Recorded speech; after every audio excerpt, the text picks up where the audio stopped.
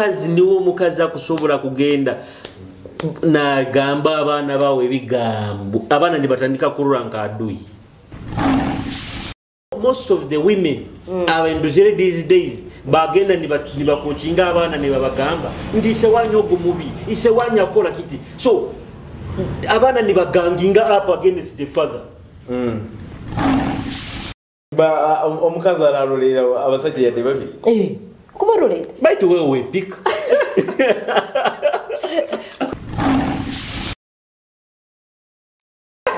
I don't mind twagenda kamuzomere these people but zinitaka uzinise ebintu batabire but Mr. Tutabiege kuro temabikengaga ati tukabazina kamuzinambo we younger women many like nitugenda mugenda last was it last week last week nkapostinga mukaba muka nenya habuza muhara wanyamugamba bikibe mwegera isomero naye yagamba twegere emyezi yo mwaka yagamba gingambire yagizina January February March mpaka December yagamba if that is good nyamugamba kale nyatinkinga nanga kumukaguza warabikenge nyamugamba omwezi ogubanza mu mwaka bagweta bata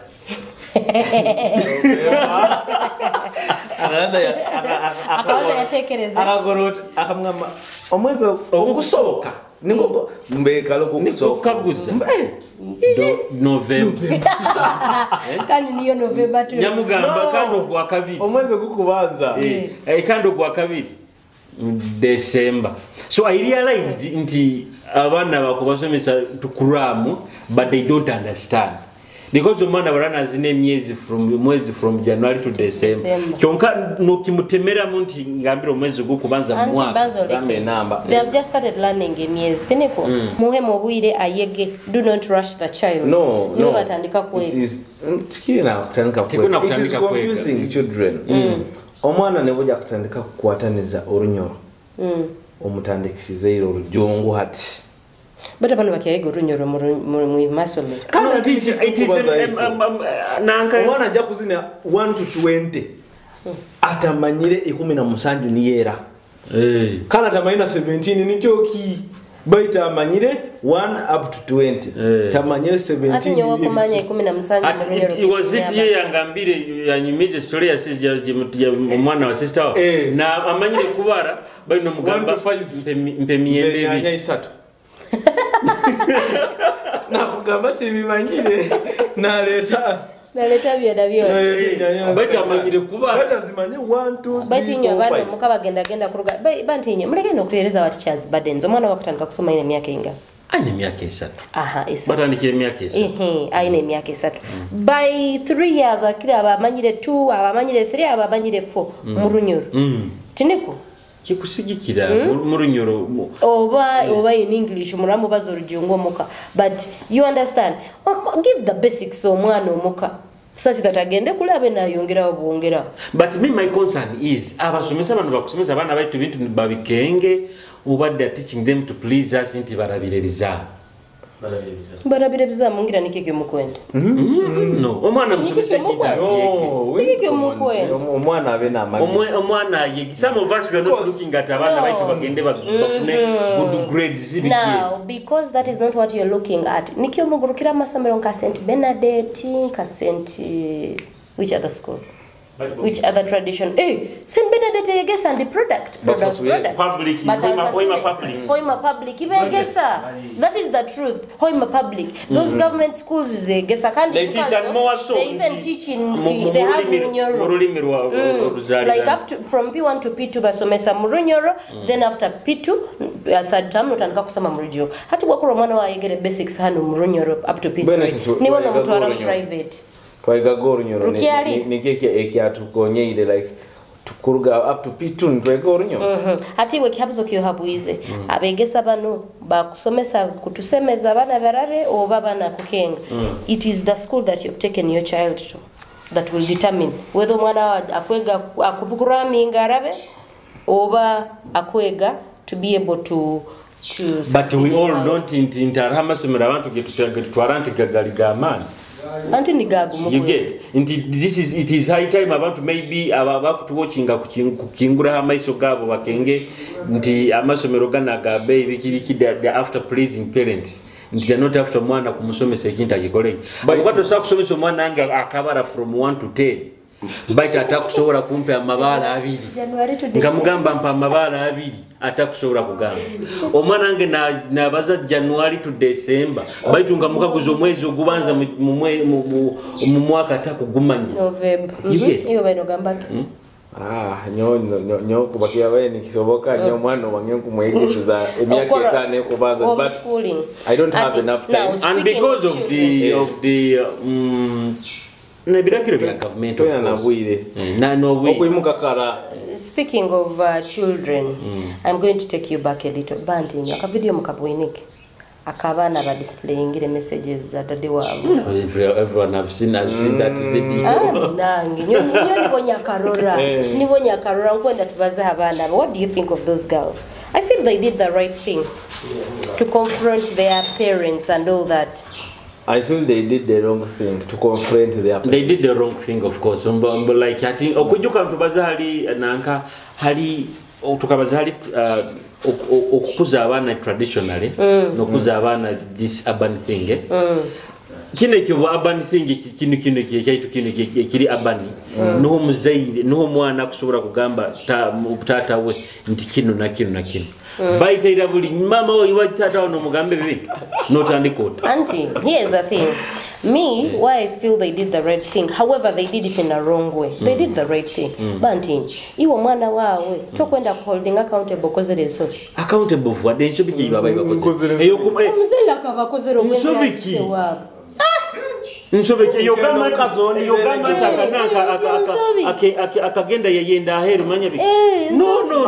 In fact we have already told you omusaija tayenda. We have told you that. But timanyira bakota kenge. Ale kunda ya moro. No, but niki ekyo. Bite nayo siso kibira buro. Nyowe have gone natunga yo mukazondi. Still nkubarolera. You are my family, not the family yange. Nkohiro hobusi bali bukuba buli singa tatono. Bako bafuke responsible. Anagiro bujunanizi wawe as a father. But for as long as I'm still taking my responsibilities and komusaija nkaki, there's no problem. I can even kuswera Jennifer, nkaswera Rosie, nkaswera Sarah, nkaswera Mary, nkagenda home of Empako, travel to Nyoro. Home of Empako, travel to Nyoro.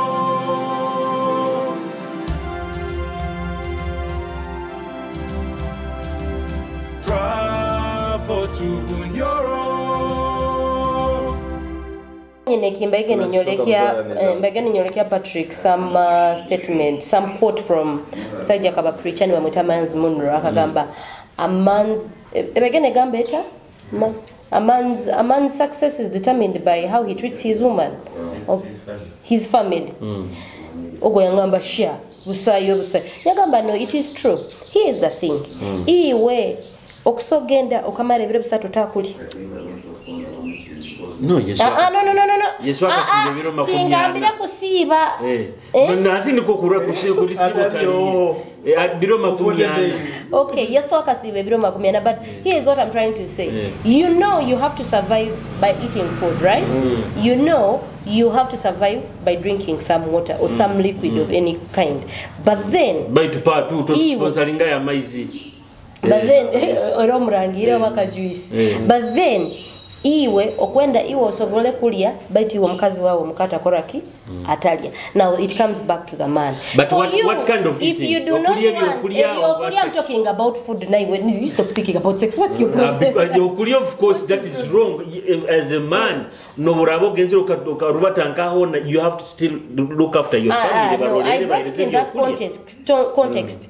Inyo wasaija inyo obai na girlfriend wao akakuchitinga okakikenga. What do you do? No, why a girl is not supposed to cheat. Are you seeing how selfish you are, Kali? Oh, mukazi ni omanyira bwaki do you know Chokanya ni mchitinga ni muyamaga na bandi ata ajatulolera sese banzohulire do you know why into musaija bamukwasire n'omukazi kiri nomu batu mukabandi oli mukazi wange bakwate n'omusajja do you know why the society tere nduru yona nesoroza nekibaza do you know why it is abominable but for us men it is normal bandinywe but no kikuba kiba omukazi aralolera abasajja yadde babi kubarolera baitu wewe pick kubarolera abasajja babiri basatu atinyenda timbai na but going back to the abana abo bakakora kibi kandi abana nyonyonku bakiena muterwe nkuba you cannot twikaze isewanyu to that level ni muikaza banye mukumusomera. So do you think the woman was very wrong to just allow Abanabo to disrespect? And that is the problem now. Abakazi nyomugenda ganu munanga. You stage our kids against us. Ni mubegarulira ne babatimu you. Most of the women are in these days. Bagenda nibakuchinga abana nibabagamba ndi sewanyo ogumubi isewanya akola kiti so abana nibaganginga up against the father okike yes nibatandika ko raise waba mubi akukuba yo nyina wabo ine bigambo bibatire. But what if you people that thing I'm always saying there is no smoke without fire. Umukazi tasokera nyekya karakatanika gamba isewanye mubi otaine kiyokozera mukazi wo. But you know, Nero kiko chulele mon. No, nyokuliriza. Iyo abakazi obake. Omukazi niwo mukazi akusobora kugenda na gamba abana bawe bigambo. Abana nibatandika kururanka adui. Andi bana kukabezalira musaikwa. Bona banyu. Issues are zili between me and you. Right. Abakino ziforovinga mabana. Don't tell my kids eliwasewanye chali malaya. But do you realize abana bakisangira bonka messages? No, I'm going to show you a video hati bali tubeganyire. Let us come back to our society. Eribu nyorohano ebinte bikanya. Even ne messages unokuzirora there was a trigger. Kandi kimanyire kimu inyina wabo nwagi agirese. You get? Papa kyagambira it is wrong bunkuba nyina issue yange nayiwe mukazi wange kukitaya mu abana bange abana but they supposed to be but you kugambe mukame byakora tabura abakazi bano they are always against station abana babo but tusimya abana bakura kandi bagaruka kwenda ise wabo kandi we nibakuna because at the end of the day they will be like man nyina nyone bigambe byaza guys nyowe because ujakusanga you are talking ill of isenyo abugenda kutunga bakazi bani but the same things ngurura maybe they are normal. No, what if let me ask, what if the woman did not say anything ill towards Kalom Kazi? What is the probability? Like no, I'm speaking the probability is 2. That's what I should say, 2 out of 10. No. Harawa kaza watabaza kubiba baisebana baba. No, for as long as omukazi akawata so kukirize kinde kyabana kumanyira omusajja wo bakuba ataina mu mukono tasobora. It's like you mama wawe taina buzibu na kintu iwe no gamu adadiwa ntokamurangi nyoka kusokutere empi kama linkarura video yako nyaga mu musajja ogo. I think if he was in Uganda abana bakubateire na makubatera na betwalira mu irwaro. Ati kale final sabutabatera because amateka gajja bakora gajja kukwata kandi bantu bakuru. But what I'm saying nyina abana banu there is a part that she played to have this. People give your comments and views on that. Me, I don't know if she played a part. They will put the link in the description. You need a brand that deals with building and nurturing talents? I introduce to you a super recording studio. Washer Records got you covered. You need audio production, audio mixing and mastering. We are the game. Songwriting, business adverts, video production, mention it. We are the best. Don't look anywhere, but get us in Kijungu, Hoima, or make a phone call on +256 772 234604. Washer Records, your dream sounds destination. But me, I'm thinking, Shantero Nonikaza Rimbu, but how do you start? Because I haven't known him, but I even fail to comprehend.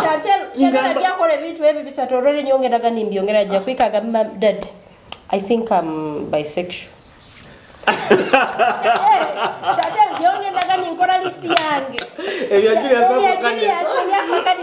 Julius omutima tulirabarukira baruka boom kwa pressure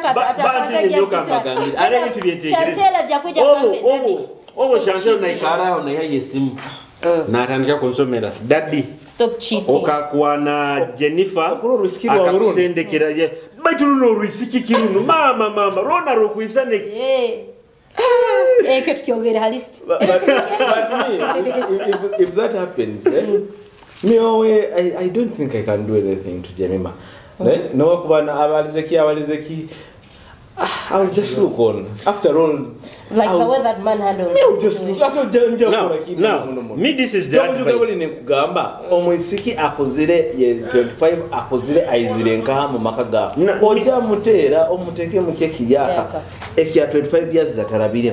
This is the advice I would give to abasaija nyo nkubaza nko musaija abasaija abana baitu naito leka batube hayi tutayikiriza abakazi kwefuga abana baitu bana tosanga babyamire yes they can spending time nabo do you know I take time na Chantel ni mukaga ha omuba muri okontaro ho mubazabiki ngambira muri yasazinga ngambira na aina kungambira you get nti I cannot allow ni na Chantel to gang up against me Chantel kunova nti biki Chantel. You get that is the so Kumanyisa you trained her to be talkative. I know she's very active. Ono mwana jako challenge. Jako kole ebintu ebi. Ainakuba munywani wange nti no nyina no bakumbazo kyajaga daddy mama gambire gati.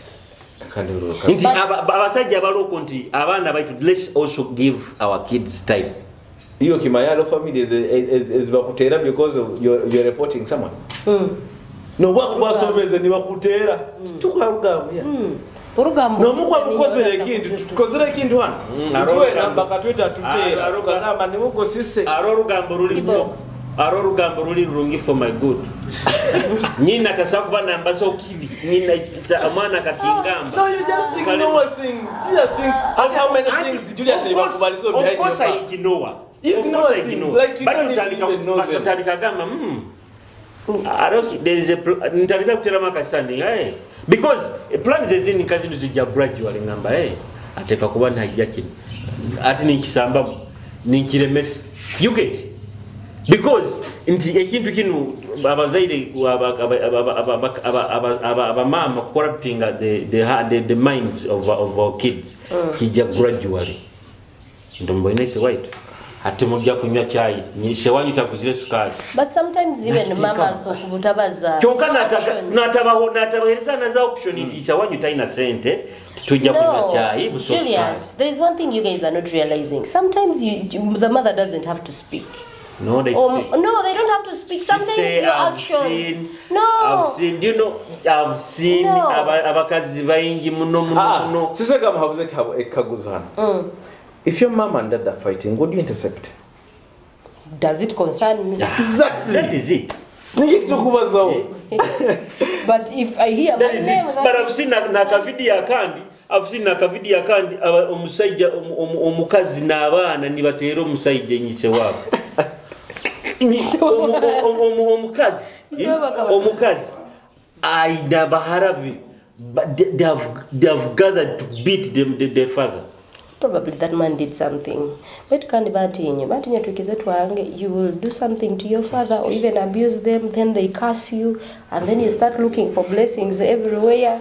Things are refusing kumbe dadi akakukasi. But I'm telling you, omwana wange agezaga kuhemuka. No waliwe nekifuwe kikungana nka. Agezaga kuhemuka kuimuki omukono. You'll understand the power of being a Munyoro father. No.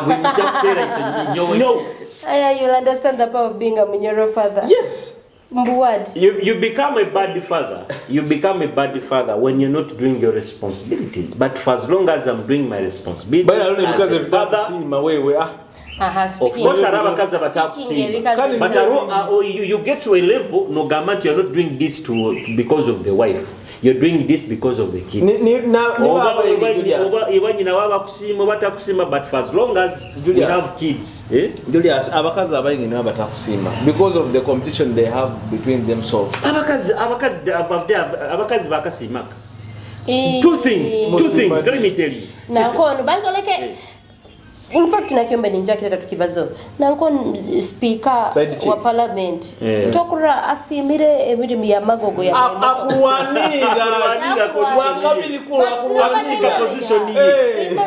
But let me tell you, two things. Abakazi tibasima and you cannot please a woman. That's the truth. Leka nko akatstory. Akabaye duka haliba kutu. I read the story. Aduka mubongezo kali bakutunda abasajja omukazi banzo ulire even you don't know what you want.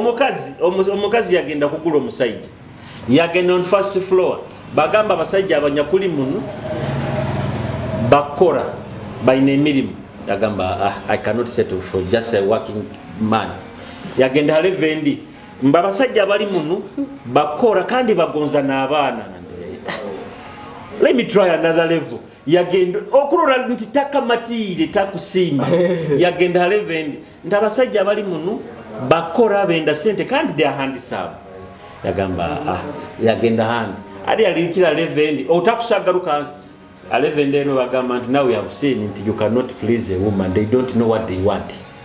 Bana nyemkibanye tubahiregele veze zikobale tukutandika na level hano haraba iskiba titono kama kwenda inaho mubi ati like a man hana raba iskiba koto no kama egyo level tingwen nibagamba hati banu baina akabina tibaina bobere no kama nibagamba level garuka banu baina mabere tibaina kabina no kama nibagamba level garuka aina omubiri gurungi aina kabina aina ibere ne face no ngino gamba mali hati nibateka level no. For us men, you will fail. No, we cannot fail. Nyobona kubatwara, of course.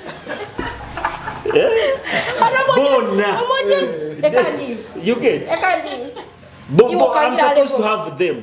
Let me tell you.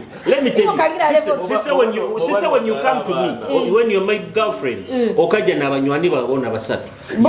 You are my girlfriend, but ukuba nyenda kenga even bana balanywani bawe. What do they have? You get? So you don't come at level. I want to have them all. And then you say women don't know what they want? Really? Yes. You're supposed to have one option. It's supposed to have one option. One option. Yes. So for you, which level would you stop? Bona. You can have. You cannot have two women at the same time. You must have a housewife. You must have a working person. You must have ayenda mona abana like you get it. Okula na ruhangona. Ngwendo role bojenye ngwendo kosoma biri gwawo.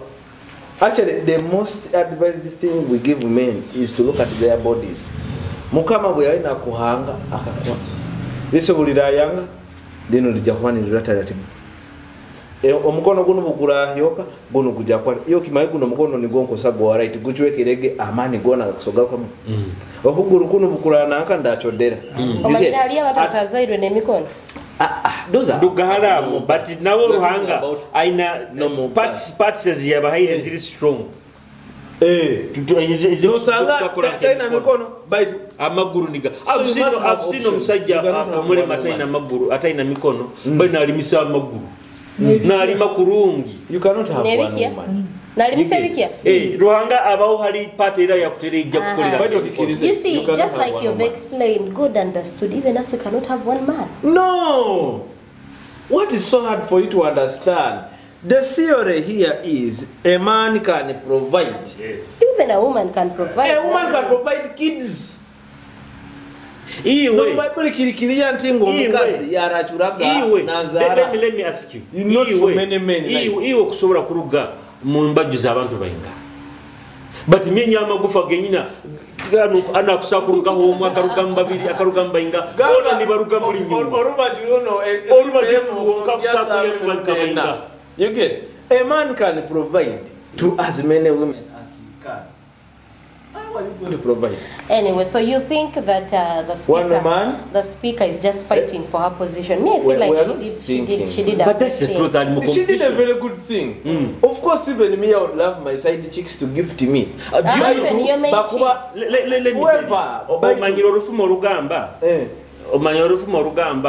Nti empali yomukazi empali yomusajja wabaka empali yomusajja aina abakazi bayini ebamu enkindo nyingi. Do you know what? Habo kuba obwagenda mu asara baga baitu kindu kiwaje nifaka kitamanyire goro nateka mu kakindo kandi bwagenda mu anakara baitu kyasara kindu kigoro nateka mu alona ziyamu na kwepale ni flat inti omusajja wabakazi bayingi empali yebamu n'enkindo nyingi akabuli obaba buli omaba naenda kuntasingoli atina speaker agamba akwenda kuya holi ndini wakusinga is caring kusinga but I think omusajja gwakarugayo mu mukazi akubanza for as long as you have had a relationship n'omuntu ondi there are always high chances things kusogaruka especially lero mbesi mbamuzairo n'abaana kids keep connecting you chances zogaruka yo for you. That is why abasajja bakutura obuliswero omukazi azaireho ebyawo bibi bali gamba nti ngenda kura tata wabana manya ngenda kura tata jemima tuga kubaza kandi obokuba nogenda kura mama jemima madiruma ni murorande iwo togaruke nyuma enyote mugaruke nyuma mbasikaramu bakazi bange nkamuzaramu omwana nobaliyo kuwange nobwagenda kaswerwa handi wange niki kingeza okuoleka ntingo even if mama Jemima comes akaija matata Chantel no way I still have a lot of access to her ningamba yiwe jana ugambe ngwenda kuro mwana wa Mazire Kitara, I really need a person to come here because you guys think that women think like that. That's one thing I've realized. Who said that you have access to me when I've moved away from you? You do not. What mwana wait? Mwana. Ati no what connecting and do you know how let us sit and talk about your child, but you don't come to my bedroom. Mugamba diri ya sente eja musajja ajja kumpa sente saa mukaga gwe kiro tugenda ekibi nindindira mukunanga mu bara ya HB ntulinde ati kandi ujije sente okuzisaba ali nyo sansove ozirindira mu bara tukana sente you leave those speakers tokauraga rufumo rugamba tokauraga rufumo rugamba akaroko walire toketa itataka abakaro bwiro you get never call a forest that has harbored you a jungle you get it has to be a forest nobora wagenzere yakugulire enyonyi obabiki for as long as I was married to you I'm still married tindi taka I give you an example. Shiba, what I say, mwana wa Shiba. Shiba giromwana. Shiba karongi. Mwana. Giromwana. But Shiba will move on. Atugenze na hara. Rema ino mwana na Kenzo. Hey. But they don't. That is what the media shows you. Ndoze gende bagiragira nyebisani byo mwana wo muyaka na Kenzo. Ni watandikira kandi bagende bagiragira. Ni wowe nyina abikoro kandi ndoze. Ni wowe nyina rukenze na oli bamata Alia. Alia. Nyo bana tinku bamanya but they are both cute kids. Bambi Rema is cute. I nembi bono. But do you still believe that Kenzo has access to Rema? Yeah, because they have a child together but in only talking. That is what you think. They only talk that way. Those things are not there. There is one thing you don't realize. When a woman moves on, they have moved on. They have moved on. There is nothing like going back. I'm telling you. No. Tokata bakoga no muntu mukawera ikimu mukagwa then akaraba hakai. Ati you have moved on. Baitu nsigara manyire switch zawe. Togamba gotahire. But do you realize? Do you know mbamanyire switch zao mbamanyire hano asise bifa abantu wani nali kwata. Wait, do you realize both of you've just confirmed that women can keep more partners? Ekimtaka nimbaga munsajja mukazi nabaso kuba ida side boys bai. Nike kitukujumira ntugamba kibi. Kibi bai tatetokura. Timukura ninya bakye. Twageza kuoleka that ntingo no bakubagenzera oku. I still have access to her. And you're the ones promoting. Kandi wange. Wow. Yes. Abo kwaje abasajja. As personally not I don't check. You do what? I just change ninye hindulira mu. Yes. Tukisale ombukufu. Tugeze. Kenzo ebyo bihoire yakora kiyazima yabiyama. Abakazi ba Kenzo ohali bako. Eremati bakumubara nko mukazi. Ogi. Nero wewe. Bado tukaba tubaza kidini cyanyekyo. Nakayo muri. Tujja kibaza wana murane mufamuta. Tubaza dini. Kagamba tugia kufunda a day. We wanted to know who supports the other. Is it Red Cross that supports people or it is people that support Red Cross? Yes, people are the ones who support Red Cross. Then why does it take credit of it supporting people? There was even another question of who? No, is it World Food Program? I'm not going to defend Red Cross. I'm not in Red Cross. However, I can invite someone from Red Cross. Kandata leader. Mary Mumani. Mary Aboki. Mary Rotary. We should invite her one time. But then this one with Rotary, we take credit if we've done something because we are the ones who support the people. In Rotary, you pay to serve. Muragamba hano hakwetaga obawa ho nitabaga kuteka yesente zaite zijja kujja kumbeka bowa. Ati nkwenda owe mwana muronge kandi host muronge wa argument abantu babujumbura nambali wazaliro baraganize bawa ho because bujumbura no just serving as the president so you have to be serious. I'm not going to promise. I'm not going to promise things that I will not be able to do. Sise nyoka sabe. Let me talk. But here's the thing. Here's the thing. You people assume because I am president, definitely every decision I take, you people, it's a collective of people. But like as a president, of course, we na money. You can influence. But I already have buy-a plan, which doesn't include a boa in Bujumbura. To call it to see. But how can you? No, how can you? That is because you're assuming that. No, because I'm in Bujumbura and it's where I stay. I've moved Bujumbura a residential yamani. I want to give you homes in kwenda tubale hano nambali tuli. Neighborhood zaiti tano ngambia alimeta pitano. No.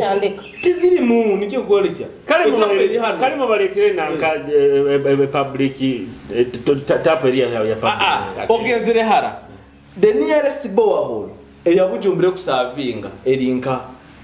Tuina borehole kunu mwa Haji Burhan ifo of which niyo yonka ekusavinga kuruga hano mpaka hakitahuruzo mpaka mwa bishop. Ebo wahole garukaho elia hetie seka eri murusazi kuli mbopunye nizeze borehole ibiri. I'm going to show you. Mulete borehole mugitege hali hagati ya munara. Rotary fraternity that watches people need president. No. Influence as a president. You need do water. something. I am not. And do something for your village. Look, it's. We need water. Ite tumanye Rotary. White enya bakimo ite mukitimba. Inya muketeka munsi ndingo muga. Tuina kuba if you are Rotarian, and you have the money. You are 1.4 million people. 1.4 bali hoyi mahano huona no musiyona nikyo ngamege dini mwina manyeli tele manyeli twaro manyali na mukaga fisigara then bring for us what mugambe ba Rotarian John Magara ba Grace Koji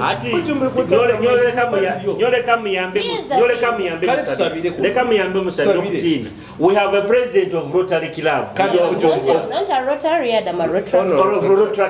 hoima Kitara akutina but bagandi aleka tandikira hoima Kitara the Rotaract hoima Kitara hali sisa is a president bujumbure no mugiha maizi what's one tugenda ali Rotarians John Maga Kibe Grace Kojo Nicholas Kasaija Esa Umuhumuza Peter Katura na Peter Katura bujumbura mugihe bo you have the money mugiteke hali hagati mu kitawuruzo mu asalo ngao because it is the nearest point exokulga from Pentecost Assemblies of God na bali hakitawuruzo ito Kitara TV tujja kweja during an evailing amahule so kwata haka chobole akatwina Kitara TV kumbra ninzi wota bana wamezi keke abana banasi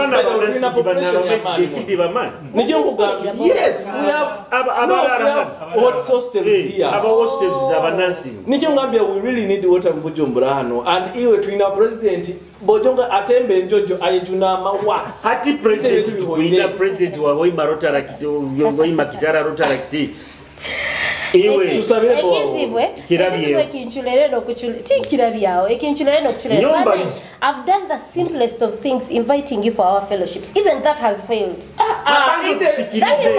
do you know bado tusikilize hiyo kimanyire because tururai bando ulengura these days okimanyire na basikiti tukubakwanira habichwanta busa tukuindagura yonga katasi kakanairo tugamba tugende tunyo yaka you get even if a friend na siwe nyini na hiyo bado alimunyane wa jamwamba ila kama wote movie haja kwa what is the movie omugamba njakugulira kala kapo pizza you get naija naiwo muboge buku tukolera wishalo kase tuletere boa holu mugiteke hagati ali actually okimanya we have a triangle hano hayo mahaji burana tunamaka triangle I'm sure we can dedicate that Net hana we have part of brand abantu abali buiringi kwa yitaka Kitara TV can also give land and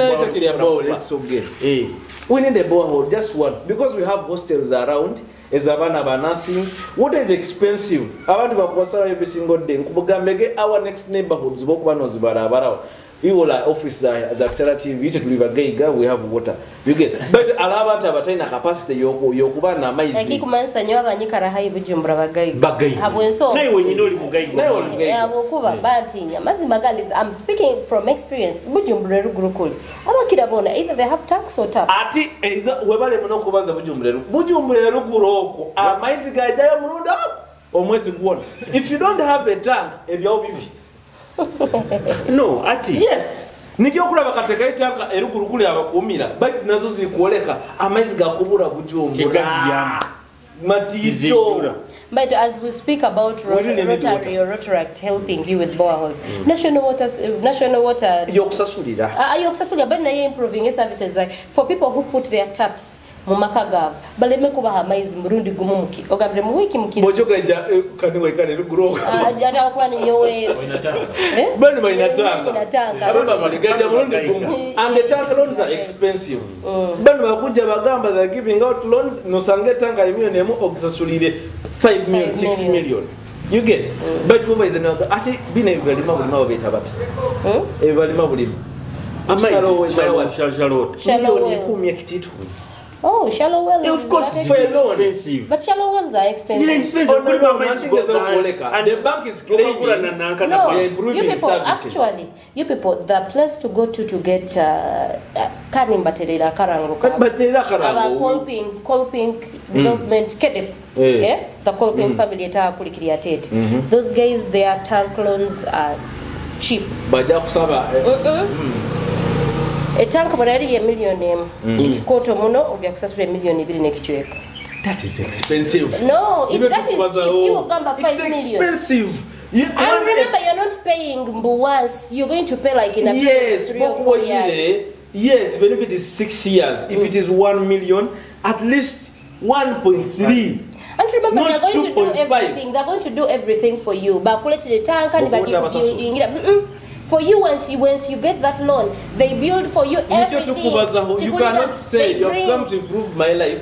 A loan is 150%. Banzo can actually 250%. Building a tank, how much would it take? no yekolera wenka That is a million emu. ndikaingananga Eza mukati awo emu ibiri. Ezino ezemi. tokabazire abakozi ati bo abakozi bajja kuba bayinga. Okira gamba bajja kuba abantu 10 abakombeka katanka. Etanka ezo zijja zikoze ruwole. Kola mentions abasajja.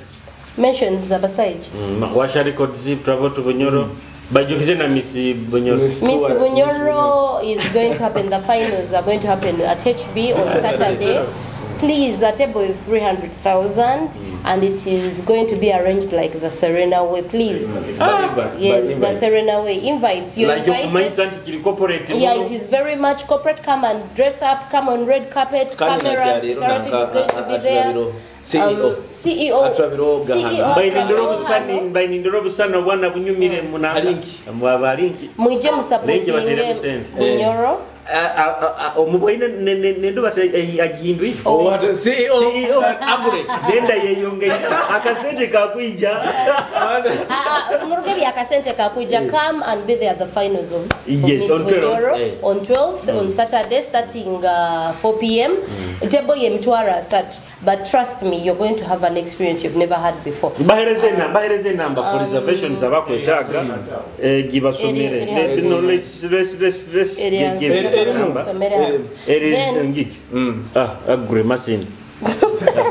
It is 0772 37 47 48. Call for reservation. 0 asatuna msanju adana msanju adana mnana. Call for reservations for your tables. Come dressed properly. Kwa sani bigia kubayo Mr. Tokwenda bakukwatu ha red carpet to enjoy the vintage trapping. Just juice kialote to hairaka. Tuina bawasha records. Abawasha records bano bakukolera bizina audios kandi wakira mukintu kino mwana wano to Davo BTC arokuba na kuterengo. We have fighting addiction is like you either win or you die trying. Now wake you visit any health center boko ina uzu addiction or depression. But travel to Bunyoro ina kutuiza ka trip as Kitara TV. No, little arguments needs to shoot from somewhere other than the offices. Travel to Bunyoro travel to Bunyoro is our own campaign Kitara TV. So tujja kubarambuza hotel emu tugere tukore mu hotel emu. I am thinking hotels are Hoima, they need the advertisements they can get, so please invite us to your hotels. We come and shoot from your hotels and then that's free advertisement. We are little arguments. They have money. Here's the thing. Here's the thing. Coca-Cola is one of those companies that has already made it. They don't need to advertise. But guess what? They invest a lot of money in advertising every year. Now, hotels in Hoima, I am repeating this in Kibaliza Murujungu, Nikobuli Omwakenge. Hotels in Hoima, you're not investing in advertisements, you're not investing in social media managers, you're not investing in anything. You're just getting the local, small support and the whatever. But you need the advertisement you can get.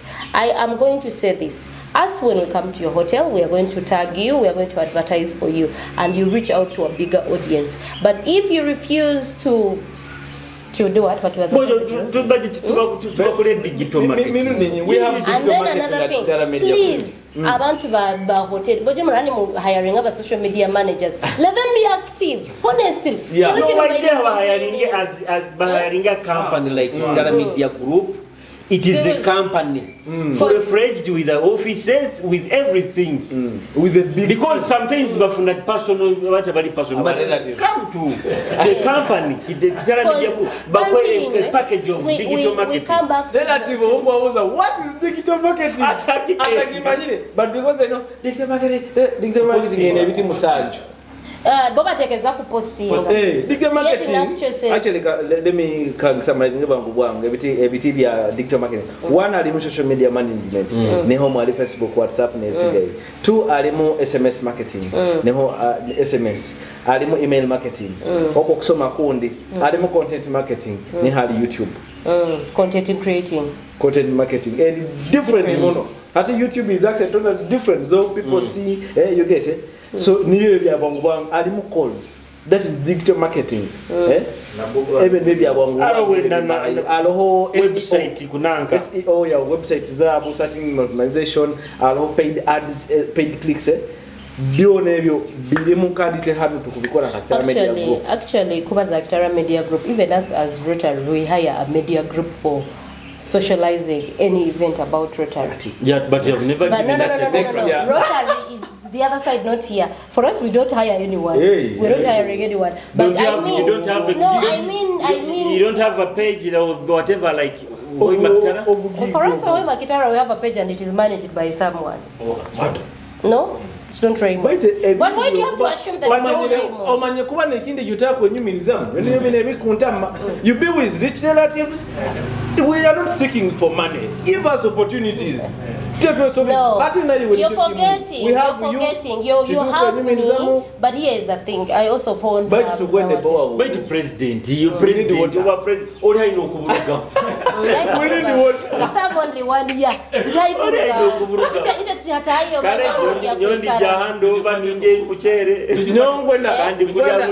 want to test. There's nothing like that. You serve once. Nyonte za majundi musaija baitu nyikali. Tukwenda maize Bujumbura. Nkabutare. We really need water Bujumbura hano. Again ndio nkibalize. No.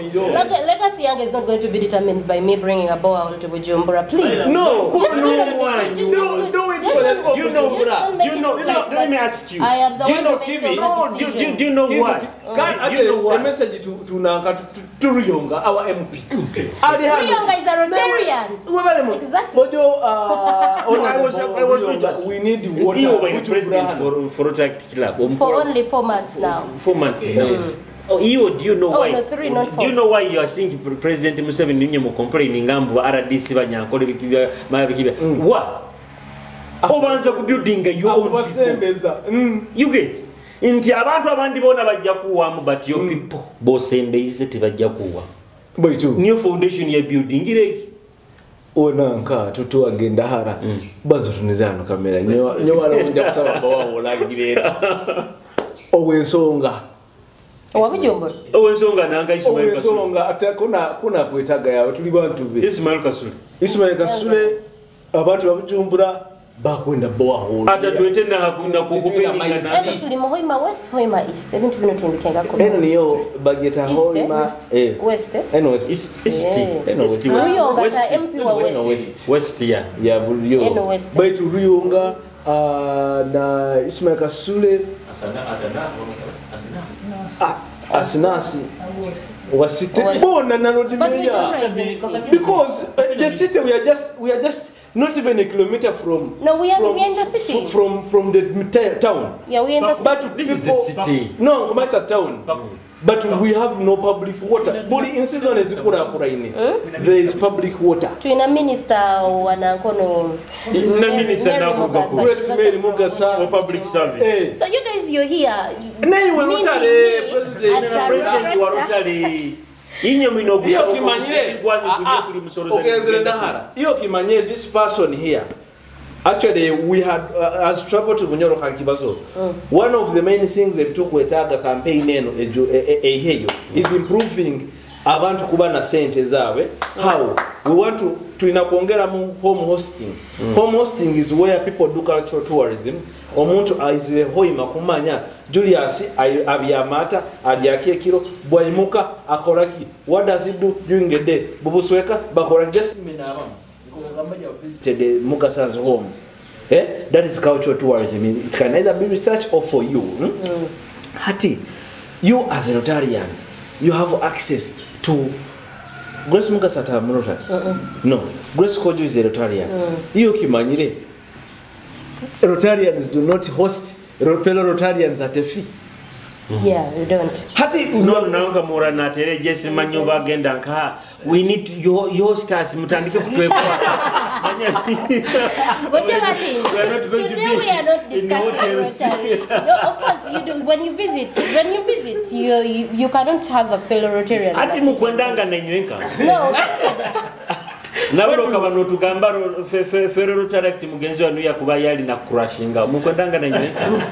But no, you guys, it is as simple as I remember Nkakikugamba nyakugamba these decisions, it's not like it's the president who wakes up and makes the decision. But you can, of course I propose it, but if it comes, but now if you cannot and you come in and you also explain some more, it becomes that I am not very good at even invite us and read the presentation. I've invited you, I've invited him the one time. presentation, not fellowship.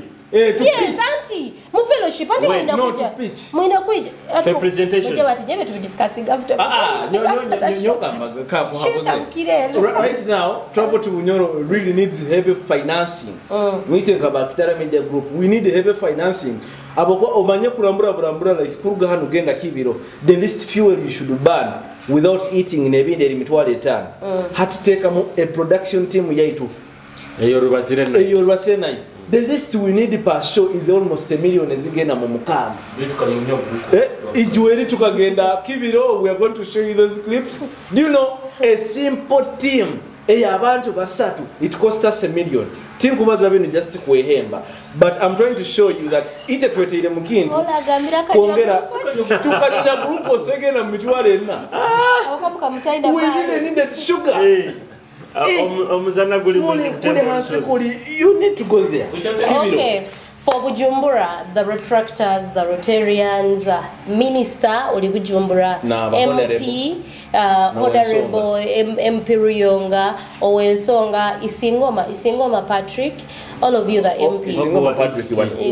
But no, it doesn't mean that just as Nancy. Yeah, you guys, please do something about the water in Bujumbura. Bujumbura is a town, is near town, so it becomes embarrassing. Another thing, national water. Abantu baraba akoze the tap zao. Seriously, national water. National water. If people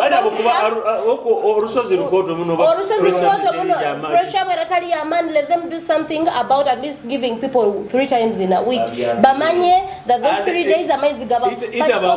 Bujumbrene itulime hagati. Amaizi gaba targeting. Gaija saha ebune kichweka. Saha isatu sharp. Don't even bother. You can imagine in Nanka Pamperi Then a king, abazaire mukuze kurunga abana banyu. So that children doesn't. Mundubukimukizenda mkyomnyanu wange Serenati naini. Ni haziremboze gyo pako kwedo grade. Kona amramkia. Amramukizo, muramukizo. Nyawe I will do a personal video. I think TV Morankwata. I want to talk about, because people have really attacked me in my inbox. Attacked about what? About Nanka Serena. No, I welcome you on Little Arguments right now. Say something. Attacked you about what? Because talk about it. Fine. No. Let him speak. Make sure. People, you came to my inbox, Avani Nivanjuma, Arunanaga, what you did is wrong. I'm Nibagamba, it was a steady show, By it, Nyowe na Serena, Natinta Bazamana, Nyoka Serena Kamweta Mwezi. Nyagamba Serena, uli mwezi kando mwezi wawe kwa mukazi niwa mkule mesize moto. By the way, to be clear, ebimuli, bakusokutekeza tukadupa, ababagamba maybe we stage, a cake. Tukagiria. The guy ne motoka niya tulise na hano. Yagambe ibini mutuwa mugale ye motoka yange ne bintu byona twasigaze bimuli no buli the cake tukagiria nyowe personally nkalya kuyome nkasanga ndwaire ndugira so ntale kurumwe Julius na ata sugar, but we have a machinery hano. Eri cake. Akagitera. And the cake was like this by the so nyoka just kusasa kwange nyagamba Serena obwenzi bwa bukulemesezeki emotoka. But also abagamba nti would have. Serena is my friend. Sometimes a client, we have surprised by the amount of buying. Surprising amount. But I reckon you don't even think about it. You even think of inakusemeza client wow. You get nti babagamba ntokobere no mugamba ho mwana kamanemese motoka. By the way, I didn't even think about it. By the way, and secondly no mugamba ikubali takiali na surprise. Julius, to be so clear, we don't even know who Danny is. We don't even know who Bona. It was a call, and in this kind of era, it is just wiring money. Do you know? By the way, we have designed websites. 90% of all our websites of customers. Let me tell. By the way, do you know about Singa about 20 million surprise? You have never met them personally. But they just trust you, their money is... No, at the same time, why would you tell someone about the surprise? They are supposed to... It becomes best when they guess the right person. Akamweta mkopi? Mkopi ya kugulile motoka? Mkopi ya kugulile? Mukama katona. I want to see that girl now. She's kiamani. No, mkopi? No. Actually, me I was saying yesterday, I'm sorry to say, Serena Nganyira, but you're stupid. It's as simple as that. Here's the thing. Olukurora megeni bagamba nyowe inywe na hano manyiro hakusoko surprising na esimu hakusoko surprising na juice hakusoko surprising na kaitu. I know amongst you three my boyfriends here. I know. You get it? So surprising and a juice. Then you're gonna be juice.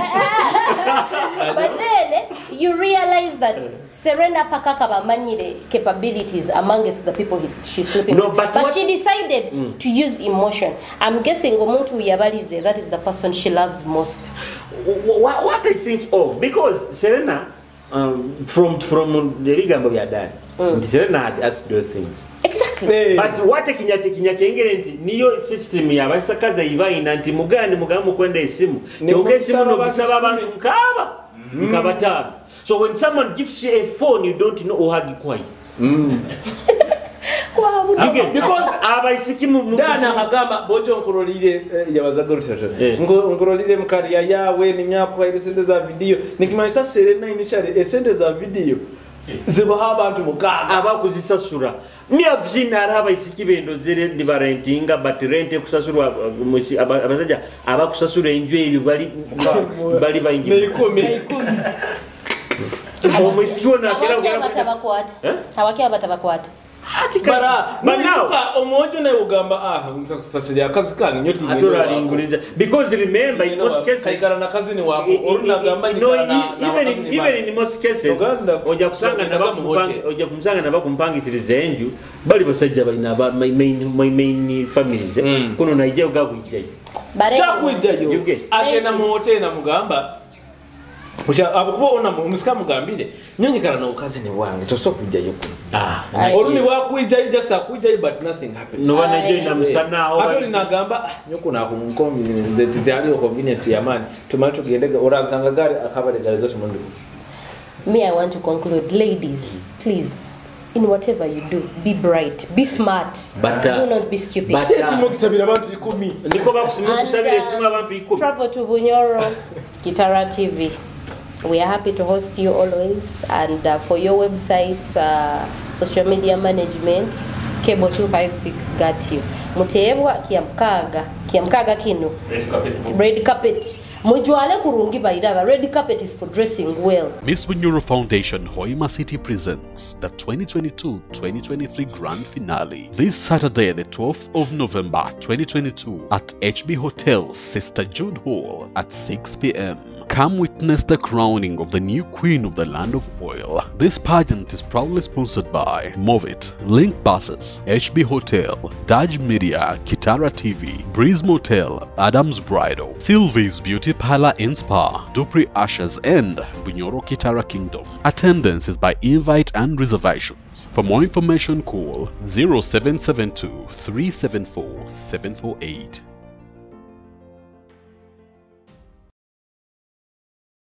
And I've read for you the number for booking. It's the person you call is called Agre. Valen is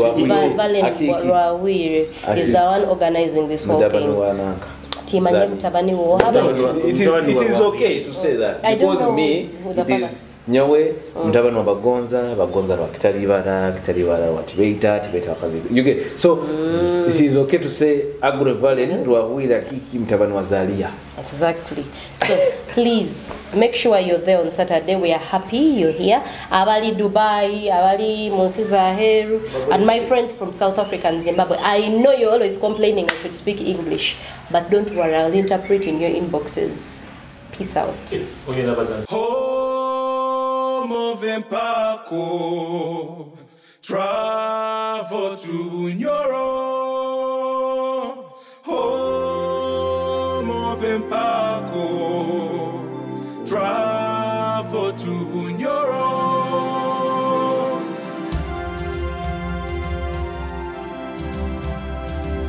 Travel to Nyoro.